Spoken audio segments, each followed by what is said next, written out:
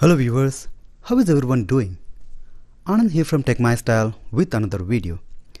I have two builds lined up and both use GTX 1650 Super. Considering the cost of the hardware, I wanted to use a good micro ATX mini tower case under $50. After a few days of hunting online, I shortlisted two cases. This is one of them, Cougar MG 130G. I got this one for like $45 including tax from Amazon. Let's take a look. It's roughly 16-inch tall, 15-inch deep and 8-inch wide. It weighs around 13 pounds. It has a nice tempered glass side panel on one side secured by 4 thumb screws. We have access to the back of the motherboard for easy cable management. The front I/O is located on top of the case and there is nothing on the front. Please note that the glass is tinted, not clear. Also, it's not a window design, so please lay the case flat on the table, unscrew the thumb screws and lift the glass panel. Let's remove the second side panel as well.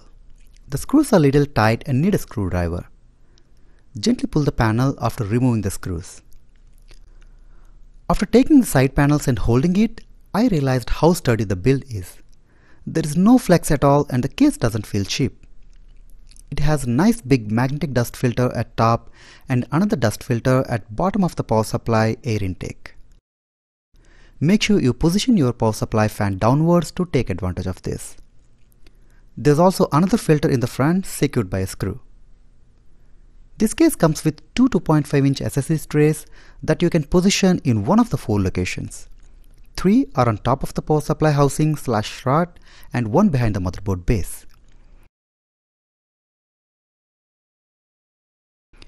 It also has 2 easy install 3.5-inch HDD trays accessible from the other side of the PSU housing.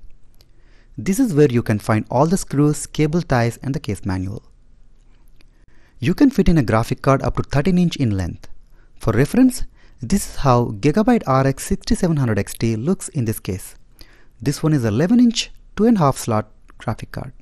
You can fit only a mini ITX or a micro ATX motherboard in this case. The motherboard base has enough cutouts for routing 24-pin, 8-pin power cables and accessing several headers like USB 2.0, 3.0, RGB and SATA ports. There is one downside of the PSU housing. If you are using a micro ATX motherboard, there is absolutely no space between the motherboard and the PSU housing. This makes it little challenging to access the headers on that side of the motherboard. Let's talk about airflow configuration in this case. It has an amazing capacity for air and water cooler radiators.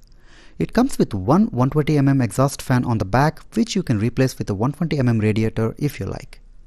The fan can be connected to Molex or 3-pin header on the motherboard. On the top, it has room for 2 120mm or 140mm fans, or you can choose a 120mm, 140mm or even a 240mm radiator.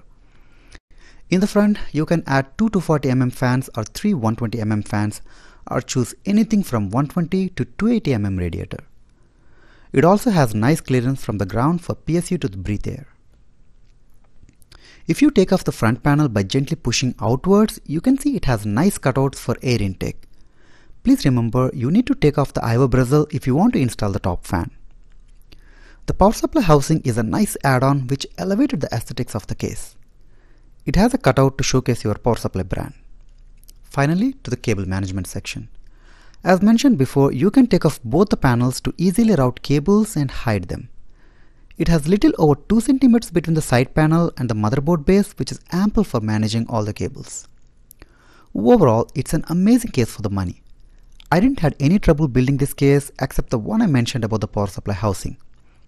I would definitely consider this case for my future builds. Hope you guys enjoyed the video. Please subscribe for more content like this.